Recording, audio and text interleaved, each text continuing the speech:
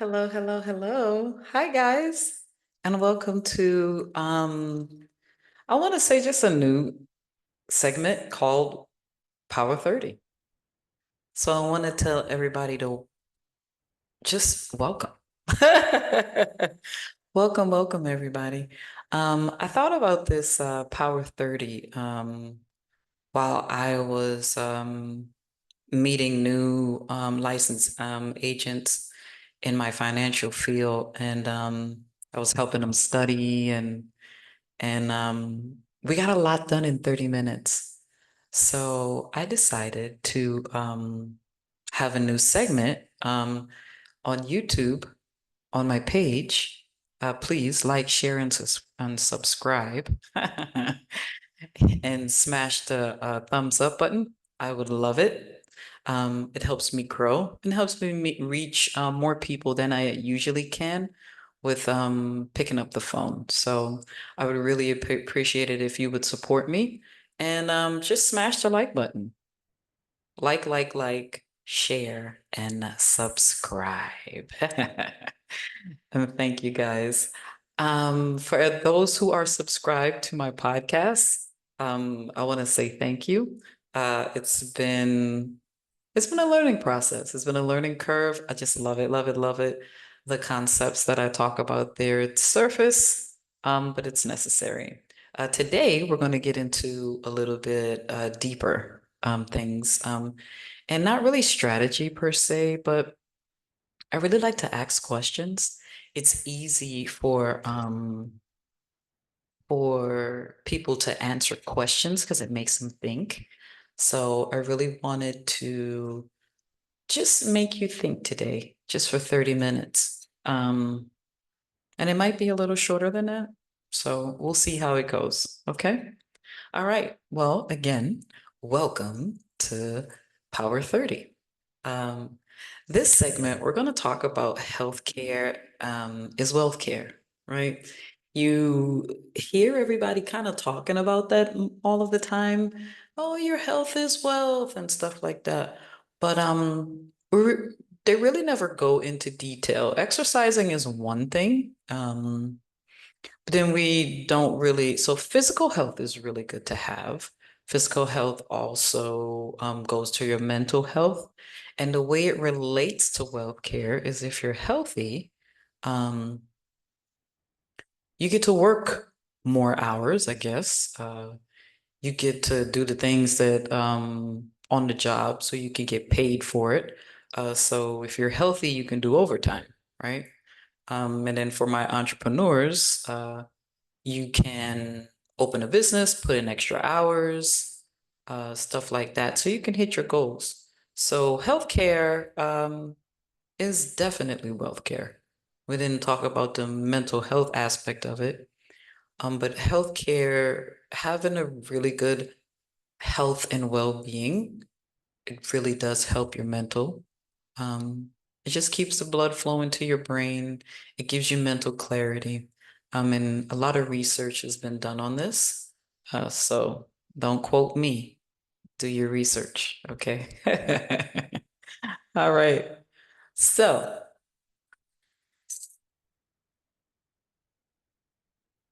I'm just going to talk about some really powerful tips that I found out over the years.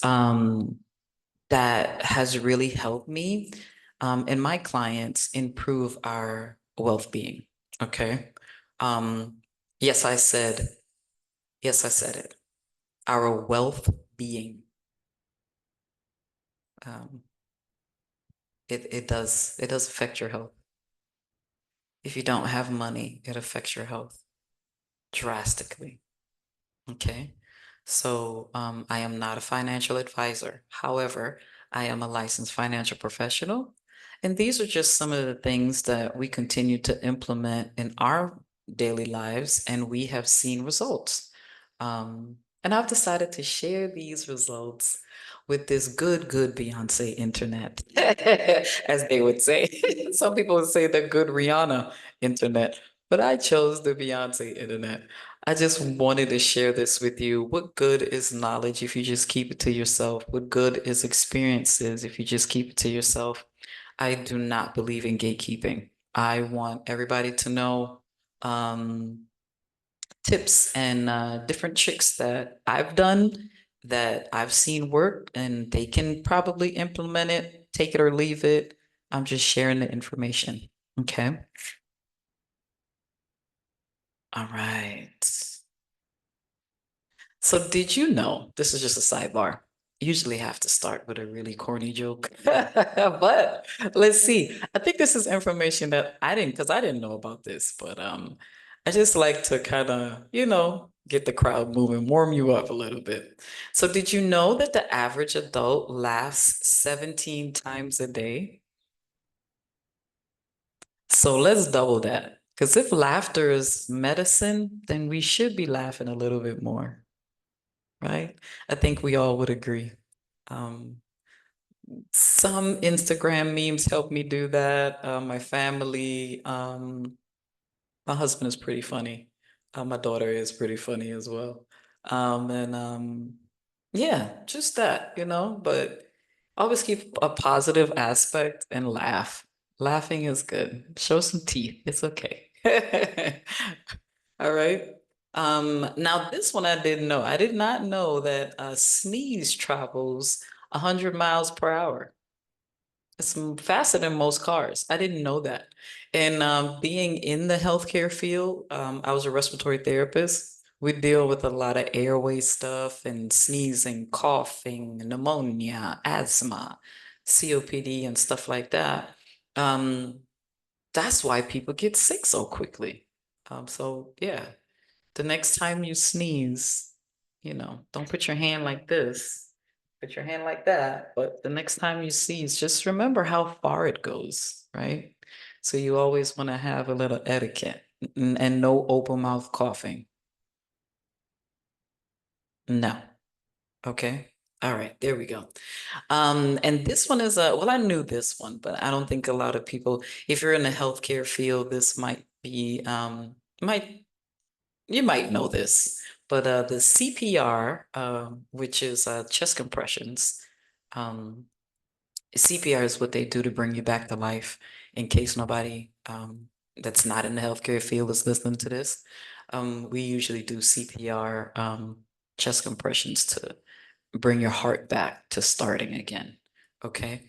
And then it's usually the beat to staying alive. And that's how we keep the pace, because that's the pace of your heartbeat. So, fun facts. Ah, ah, ah, ah, staying alive, staying alive. Wow. That's a double entendre. That's fine. Staying alive. Wow. Okay. Anyway, hope you guys got it, or you'll probably get it on the way home. So. All right.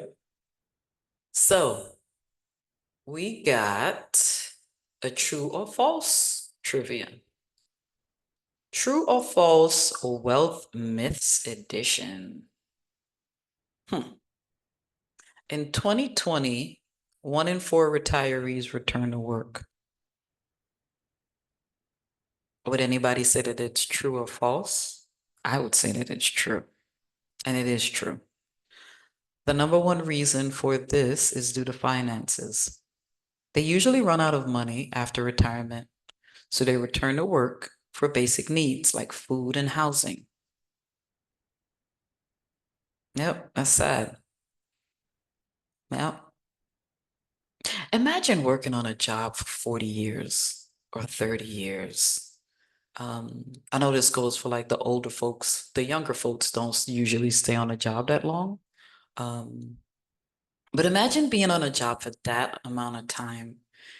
And you're like, hey, it's time to, go home and sit down and do all the things that I didn't do while I was working, and I didn't have the time to do because you were working and taking care of kids and, you know what I mean, providing for your family. And now it's time for me to rest. And I can't because I'm running out of money. The money that I thought I had to retire it's just not enough. And that's usually why we see some people, it's not all of the reasons, please don't quote me on this, But some people are bored and they do go back to work because they don't want to stay home and do anything. But some people they really need the insurance, they really need the money for food, they really need the money to pay for their medications. So that in itself is not good. It's not good. I don't want to even think about that, but let's go. Many return to work due to boredom. Well, we just talked about that, right? Um, and that's it's true. With this one, I was screaming false, false, false, right? But that one, I was like false, false, false. As I said, you can see some people, after 47 years of working, I do not want to go back to nobody's job because I'm bored. It's plenty of things to do. I'd volunteer at a church. I will do anything. I will find stuff to do. If it's grandkids, somebody else kid, like I will just find something to do. It's just no way that I would willingly go back to work. And I did rebuke this over my life. I'm sorry. I rebuked it. Oh, this one. Oh, no. Oh, no. Mm-mm. Some individuals re-enter the workforce to gain access to healthcare. And we just talked about that one. So yeah, they do. Because most of the times, what I've seen in my career in healthcare, uh, that's true. A lot of the people that keep coming back to the hospital are the elderly people, most of the time that cannot afford their medications.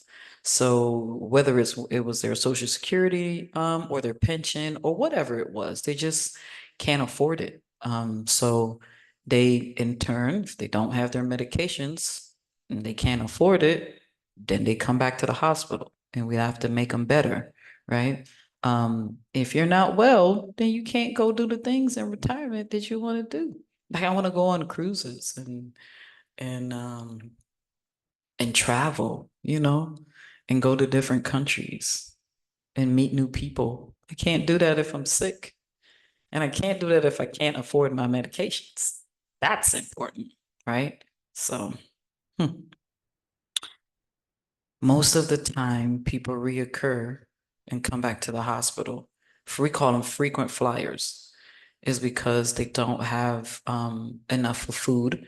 And then that food is another thing that's part of health and wealth care. If you're not buying the proper nutritious foods, and it's expensive. It's expensive. It really, really is. So if you can't afford the food, then how can you be healthy? Because it's an all-round thing. You got to eat right, you got to exercise, and you have to have the money to do it. So it's yeah, it's just a lot to think about. Like our girl here sitting down with I call her Mary Beth. Mary Beth is on the job drinking wine. I never want to get stressed out to the point where I'm on the job drinking wine. You know what I mean? And that's probably the only thing that's actually putting a smile on her face, you know? Look at her. Oh, we don't want to be on the job drinking wine just to get through the day, right? So, no, no, no. Mary Beth, oh, I'm sorry, hon. So, on my last podcast in episode 6, we talked about starting a business. Um, and one of the questions I had everyone ask themselves is, what is your exit strategy? Now, when we talk about exit strategies for employees, we call it retirement. So it's usually retirement, some type of form of retirement. But when we talk about an exit strategy for an entrepreneur, um, they don't really call it retirement, or they might say retirement, but if they love what they do, they can do it pretty much into their ages, right? If their physical body would let them, depending on what it is. Now, they still need an exit strategy. If you're a hairdresser, that's taxing on your knees, on your legs, on your back, on your feet. So What is your exit strategy if you're a hairdresser, right? If you're a truck driver, what is your exit strategy? You might not be driving all your life. I'm quite sure they won't have you drive on the road at 78, 70. So what is your exit strategy? What tools do you know of or do you have right now that can maximize your savings? Just a thought. You know, a lot of us, we have these plans, as employees and entrepreneurs. We usually have a brilliant plan on how to enter into the job market, or to start a business. And when I say we have a brilliant plan to enter into the job market, we usually prepare to enter into the job market in high school, right? Um, from high school, we go to college and we plan that out. We know exactly what school we want to go to, what alma mater we want to go to. We usually know, hey, we're going to either take loans out or we're gonna, our parents are gonna pay for it. We have a detailed plan. We know exactly what we're gonna study. Sometimes some of us don't. We have to go through a couple of things, change a couple of majors, but at the end of the day, we made a strategic plan to get into the job market, to get into entrepreneurship. We had a business plan. We started that. We got in there. We knew, hey, this is what it was going to make. This is what I'm going to do. Whether it was hair, you had a plan. You knew, hey, I needed a license. I got to get a license. Once I get licensed, I have to build my clientele. You knew everything that you needed to do to start, but we never know what we need to do to exit. Never, ever, ever, ever, ever. We don't even talk about it with kids in school. What does that exit plan look like? Right? We don't even talk about it. Okay. So the ideal time to start planning is at age 20 and 30. But people don't usually start thinking about this stuff until age 50. Did you know on the Department of Labor's website, they suggest an individual begin planning, begin. This is not, we're just, this is just to begin to think about it. You're just forming a thought at age 50.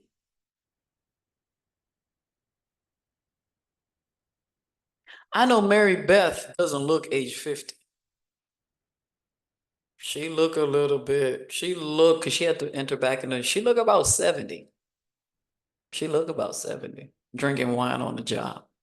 Okay. 50. Just to start thinking? I don't think so. I don't think so. Ideally, and this is what Google said, is to start at age 20 to 30. But the Department of Labor is saying, hey, you can catch up at age 50. Now, I'm not saying that by any means necessary that age 50 is a bad age to start. That might be the age that you can start, right? But when you say thinking about it, now, if you at age 50 are putting a plan in place, it's never too late. But to think, you should be thinking about it at age 20 to 30. Okay. All right. And if someone you know does, someone you know or you that doesn't have an exit strategy, I highly suggest and recommend getting a pen and paper and starting now. Okay. Now is the time. I don't care what age you are. If you still have re-entered into the work force, It's still never too late. You never know what you can do. Okay. So just sit down and write it out. As I said, just get a pen and paper. You don't have to start calling anybody. Get a pen and paper and start writing all the things that you would need to get this done. Okay. And then I have some questions, some goodie bags, some good questions at the end of this that I'm hoping that's gonna help you out, okay? And get you started. All right. So I want to say cheers to good health. Today is Saturday. It's a Saturday, and it's a beautiful Saturday. And I'm quite sure everybody's going to be out and about and having a whole bunch of time with family and just really enjoying it. I just want to tell you guys, hey, laughter is the best medicine because it brings the body and mind into balance. Um, and strategic financial planning also brings the body and mind into balance, okay? And it's a way for us to merge all of this. I want to tell you guys have a wonderful, wonderful, wonderful, wonderful holiday weekend. If there are any veterans on this, if you're listening to it, me being from a veteran family, my son is a military vet from the Air Force. I just want to tell you guys, thank you, thank you, thank you for your service. We really love and appreciate you guys for all that you do. Um, and we're going to move to our takeaways. I hope this information was great for you. I think we're going to go just a little bit over 30 minutes, but I think we did a good job in Power 30. Um, our takeaways. Strategic financial planning can help us reach our retirement goals and prevent re-entering into the workforce. If somebody had spoke to Mary Beth, she wouldn't have been at her desk drinking wine, right? So just think about Mary Beth. You don't want to be that person. All right. So questions I would like you to ask yourself. So ask yourself these 5 questions. If you did have your get your pen and paper, kudos to you. If you didn't, you can always watch this over and over and over again. It's going to be on YouTube, so you can watch it. All right. 5 magic questions. What is your ideal age of retirement? All right. And this goes for everybody. Just, it doesn't matter. Um, I don't care what age you are. Let's write it down. Okay. Because even if you might already be retired, you can help your kids. You can tell a friend. This is information for everyone. All right. As I said, it's never too late to start. And you could probably teach somebody something, right? You can watch this video and pass the word on and teach someone something. So I don't care who you are, take a pen and paper out and ask yourself these questions. What is your ideal age for retirement? That's one. Two, how much money would you need to have saved before you retire? Three, how much money would you need monthly or annually in order to be able to retire? Four, if money is not an issue, what would some of your dreams and goals? Oh yeah, that would be nice. What would be some of your dreams and goals you would like to do now or in retirement? I like that. That's a good question. And number 5, if the financial professional could put together a plan that will allow you to accomplish your dreams and goals, is that something you would be open to, right? The reason why number 5 is touchy. Number 5 is touchy. Okay. It is never too early to start thinking about retirement. Most people say, I am not old enough to think about retirement. I'm only focused on the now, the moment, I'm in the moment. Right? This is totally understandable. I get it. Talk about talking about your finances could feel like you are standing in a room full of people naked and all eyes are on you. This is a delicate subject that must be handled with care and strategy. So for now, I recommend as a licensed financial professional, I am not a financial advisor. I'm a licensed financial professional. It's a difference. That you write this plan out, just like you came up with a plan to buy your first home, buy a car, get a degree, have children, and get married. All of those things you planned very strategically. Okay. So this is one of the biggest things that you will ever do in your life as well. Okay. And it must be written down and made plain so you can start working towards it. Okay. When is a good time to start? Like yesterday? Start yesterday. Yep. The earlier, the better. I would definitely say. And I'm 50. Is it too late? No, it's not too late. It's never too late. As I said, you can always teach somebody something. Okay. So just like I'm doing today, there's certain things that I've learned over the years that I can teach you. You know what I mean? Because I've gone through it and I've done it. So, and I'm not gatekeeping and keeping this information for myself. Okay. What can I do now? Answer the following questions and just do an internal assessment of where you currently are. All right. That's it.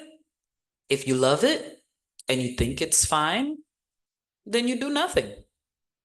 If you need improvements, seek help. And if you are upset where you currently stand, seek help. Okay. And in seeking help, that's why I said that last one, it's a bit touchy, right? So question 5 is you're gonna ask yourself this. If that the doesn't have to be me, but what if that financial professional came up with a plan to help you? Would you be open to it? Right? So we also got to take an internal assessment and we have to be delicate about it. And then we have to really get somebody that is knowledgeable um, and come up with a plan for you. And then you got to be open. You got to be open for them to, and allow them to help you. Okay. All right. Um, I think that's the end of our Power 30, guys. I loved it. It was good. Here's to laughter and learning and good health. Cheers, everybody. As I said, have a wonderful, safe holiday weekend. It was fun talking to you guys. Please scan the QR code if you want to get connected. And I want to say bye, guys. See you on the next Power 30.